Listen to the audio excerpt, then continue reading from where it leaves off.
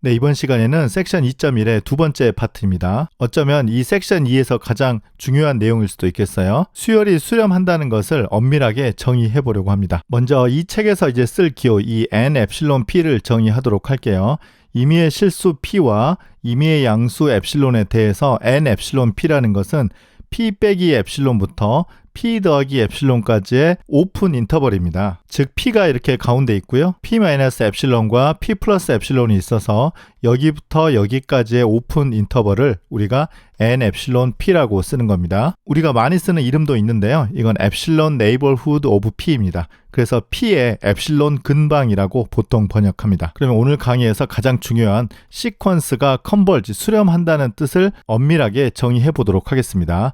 pn은 R에서의 시퀀스입니다. 지금 이 기호는 집합이 아니고 이 해석학 시간에는 시퀀스라고 이렇게 표현할게요. 그러면 PN이 R에서 수렴한다는 것의 엄밀한 정의는 먼저 실수 P가 존재하는데요. 다음과 같은 조건을 만족하는 실수 P가 존재하는 겁니다. 어떤 P냐면 임의의 양수 엡실론에 대해서 여기에 또 다른 퀀티파이어가 들어가요.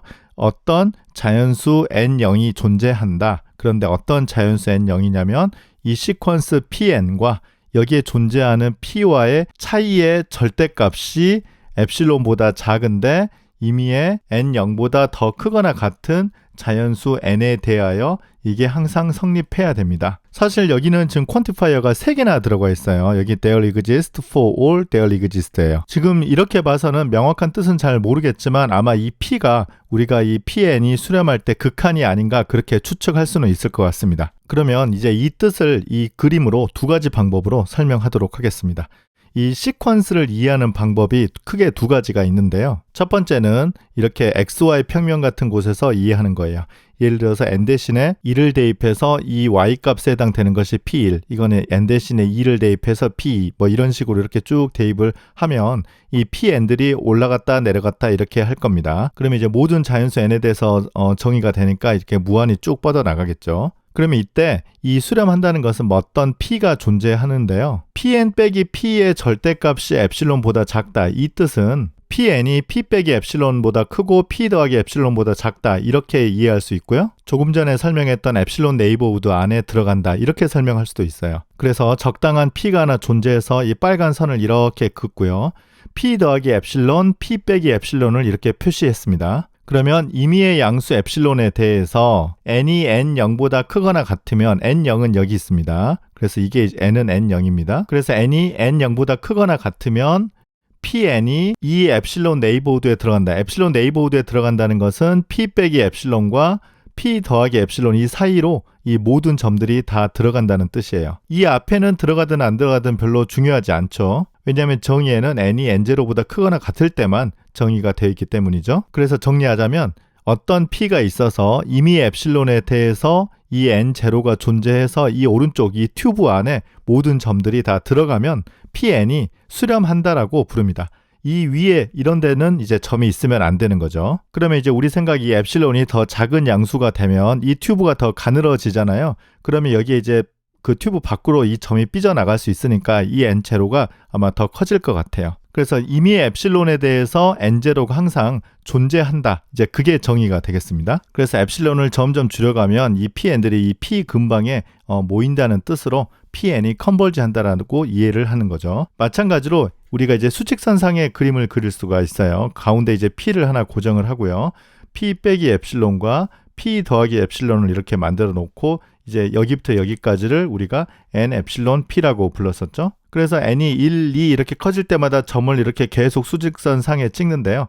n이 n0보다 크거나 같을 때는 무조건 이 인터벌 안으로 다 들어와야 됩니다. 이러한 현상이 항상 이미 엡실론에 대해서 어떤 n0가 존재해서 이 일이 벌어져야 됩니다. 그게 pn이 컨버지 한다는 것의 엄밀한 정의입니다. 이 정의를 퀀티파이어로 쓰면 이렇게 3개가 나올 것 같아요.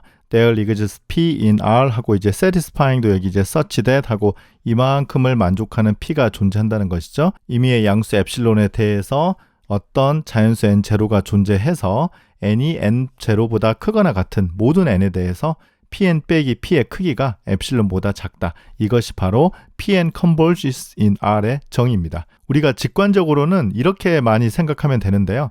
pn 빼기 p의 크기가 엡실론보다 작은데 모든 n에 대해서 되는 게 아니라 n이 n0보다 크거나 같다. 그러니까 충분히 큰 n에 대해서 저 부등식이 성립하면 된다는 것입니다. sufficiently large는 항상 어떤 자연수보다 더 큰 모든 n에 대하여 이제 그럴 때 우리가 sufficiently large n 이런 표현을 쓰도록 하겠습니다. 그러면 앞선 정의에 나오는 이 P가 극한이 될 것 같은데요. 우리가 고등학교 때 그리고 미적분학 때 배웠을 때는 극한은 항상 존재하면 하나밖에 없다라고 배웠는데요. 사실은 이 정의를 따져봐서는 이러한 현상이 꼭 한 점에서만 벌어지리란 보장은 우리가 어려운 것 같습니다. 그래서 이건 이제 증명해야 되거든요. 그래서 이러한 P가 만약 존재하면 유일하다. 이건 이제 언제 증명할 거냐면 아마 다다음 강의가 될 것 같은데요. 이 컨버전트 시퀀스의 성질에 대해서 공부를 할 때 증명하도록 할 겁니다. 그래서 이걸 만족하는 P가 존재하면 Pn converges in R이고요. 이러한 P가 존재하면 유일하다는 것을 일단 아직 증명을 하지 않았지만 일단 받아들이면 이런 경우에는 Pn이 converges to P라고 이렇게 쓸 수 있을 것 같아요. 그래서 이제 이러한 기호를 우리가 쓰는 거죠. 또는 이 책에서는 이렇게도 가끔 쓸 겁니다. 그리고 이제 발산이 뭐냐면 이 시퀀스 PN이 컨버지가 아니면 다이버지 발산이다. 네, 그렇게 부르도록 하겠습니다. 자, 어떻습니까? 이 정의에 이제 여러분들이 익숙해져야 되는데요. 아마 그런 생각이 들죠. 굳이 극한을 이렇게 꼭 정의해야만 되는가? 예를 들어서 n이 무한대로 갈 때 n분의 1이라는 극한은 우리는 이제 0이라고 다 알고 있지 않느냐? 그런데 이게 왜 0입니까? 물어보면 분자는 이렇게 1로 고정되어 있고 분모가 굉장히 커지니까 무한대분의 1은 0이지 않습니까? 이걸 그렇게 이제 주장할 수 있는데요.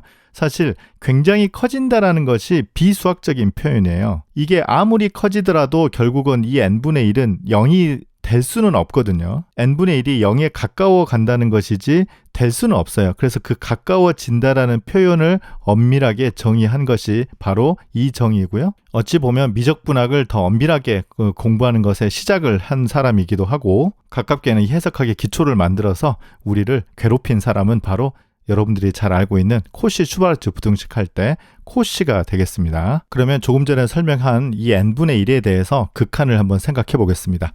n분의 1을 xy 평면에 이렇게 그림을 그려보면 이렇게 점을 찍어서 이렇게 표현을 할 수가 있거든요. 그럼 예를 들어서 5일 때는 아마 5분의 1, 20일 때는 20분의 1 이렇게 점이 찍혀지는 거죠. 그러면 일단 극한이 0이 될 것으로 우리가 추측을 하는 거잖아요. 그래서 이렇게 선을 그리고 이 0을 중심으로 위아래 엡실론을 그리는 겁니다. 그런데 지금 잘 보이게 조금 이제 크게 그린 겁니다. 엡실론을 0.1이라고 이렇게 잡을게요. 이쪽 아래는 필요가 없겠죠. 이게 지금 전부 다 양수니까요. 그러면 아까 이 그림에서 역할을 했던 이 튜브 있잖아요. 여기선 튜브가 여기부터 여기까지 이게 이제 튜브가 되는 거예요. 그래서 이 안으로 이렇게 점들이 다 들어오면 되는 겁니다. 그런데 튜브를 여기까지 이렇게 그려보면 위에 이렇게 점이 남잖아요. 그래서 이 튜브는 안 되고 튜브를 정확하게 딱 여기까지 그리면 이 튜브 안에 이 모든 점들이 다 오는 겁니다. 이 위에 점들이 없으면 되는 거였죠. 그럼 이걸 찾아보니까 엡실론이 0.1이니까요. 여기가 정확하게 n이 11대고 n이 11보다 이렇게 커지게 되면 이 튜브 안으로 다 들어오게 될 것 같아요. 그래서 엡실론이 0.1일 때는 pn 빼기 p의 크기는 pn은 지금 n분의 1이고 p는 0이니까 계산해보면 n분의 1이 되잖아요. 그러면 n이 11보다 크거나 같으면 엡실론이 지금 0.1일 때 n분의 1이 0.1보다 작게 된다. 이렇게 이 n0을 구할 수 있다는 겁니다. 그래서 이 경우에는 n0이 11이에요. 이번에는 엡실론을 조금 더 작은 수 0.05를 잡아보겠습니다. 그러면 이 경우에는 이렇게 해서 튜브가 요 모양이 될 것 같아요. 그래서 이 안에 모든 점들이 오고 이 위아래에는 점들이 없다는 거죠. 0.05는 이렇게 가보면 20이니까 엡실론이 0.05일 때는 마찬가지로 n이 21보다 크거나 같으면 n분의 1이 엡실론보다 작게 된다. 이럴 때는 n0이 21입니다. 그래서 엡실론이 바뀌면 n0이 계속 이렇게 바뀌는 거예요. 그래서 우리가 추측하기는 엡실론이 임의의 양수이면 어떤 n0이 있어서 n이 n0보다 크거나 같으면 n분의 1이 엡실론보다 작게 되는 이 n0을 찾을 수 있을 것 같습니다. 아직 증명은 못했는데 이 그림만 봐서는 엡실론을 더 작게 하면 여기 만나는 선에서 n0을 구한 다음에 그것보다 더 크거나 같으면 항상 그 튜브 안에 들어갈 것 같죠. 그러면 이제 어떤 시퀀스가 주어져 있을 때 어떤 값으로 수렴한다는 것을 보이는 그 계획을 설명하도록 할게요. pn을 역시 n분의 1이라고 잡고 먼저 극한에 대한 후보를 우리가 하나 선택해야 됩니다. 이건 어쩔 수 없어요. 이건 이제 우리가 미적분학의 힘을 빌어야죠. 그래서 p 대신에 0이라고 이렇게 추측을 해보겠습니다. 그러면 이 pn이 0으로 수렴한다는 것을 보이기 위해서는 사실은 이 문장을 보이면 되거든요. 임의의 양수 엡실론에 대해서 어떤 자연수 n0이 존재해서 n분의 1 빼기 0의 절대값이 엡실론보다 작다. 그런데 모든 n이 아니고 n0보다 크거나 같은 n에 대해서입니다. 그래서 우리가 이제 다음 시간에 연습을 많이 해볼 텐데 이제 이러한 문장으로 쓰는 겁니다. 먼저 임의 엡실론에 대하여 이렇게 써야 되니까요. 가장 먼저 항상 let positive number epsilon be given, 항상 이 문장으로 우리 시작하도록 약속합시다. 이 두 번째 문장은 조금 이따 설명할게요.